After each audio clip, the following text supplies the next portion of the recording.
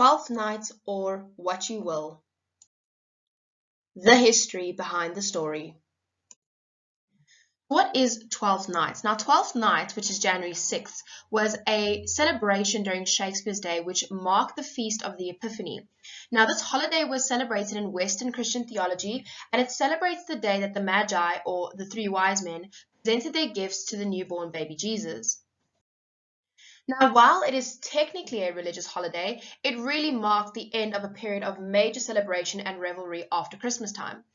And on Twelfth Night, there was an inversion of rules and an inversion of the social order. People ate, they danced, and they drank quite a lot.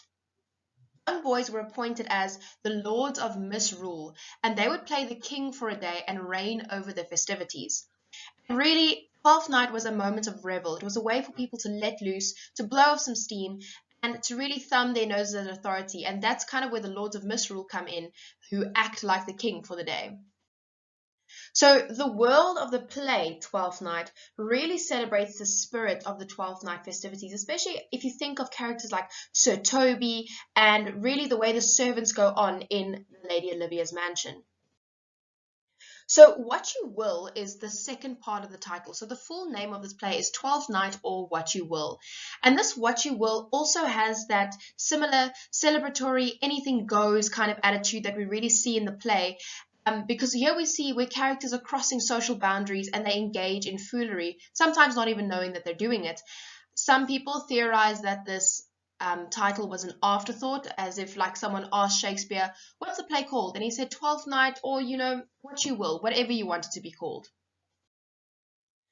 This second title really seems to invite the audience to make what they will or what we will of the play, what it means, why it matters, and if it matters at all even, whatever we will about this play. The setting of the play. The play is set in a place called Illyria, which is dreamy, Hollywood-esque. It's a land of mystery and romance.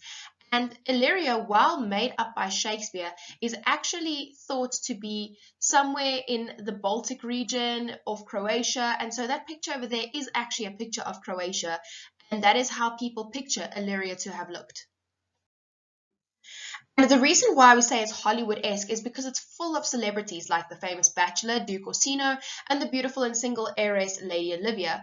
Now, their personal tragedies, their love lives, pretty much everything they do are fuel for the gossip of the land. And part of this gossip is what gets Viola to actually dress up as Cesario and go and work for Orsino.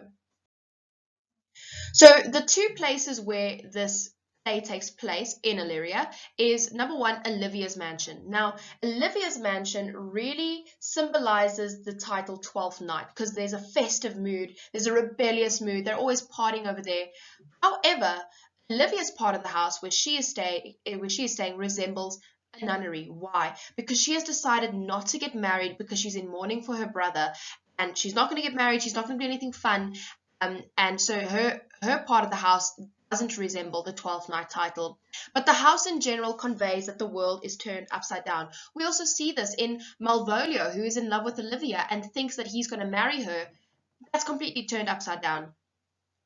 Then Orsino's mansion. Orsino's mansion reflects more the second title of What You Will. It's very lazy, romantic, and dreamy. Orsino daydreams about love and he lazes around all day. There's almost always someone playing music for him. And really, he has this very what you will attitude going on at his mansion. The opening lines of the play, said by Orsino, really sets the mood for Orsino and where he lives. If music be the food of love, play on. Give me excess of it, that, surfeiting the appetite, may sicken, and so die.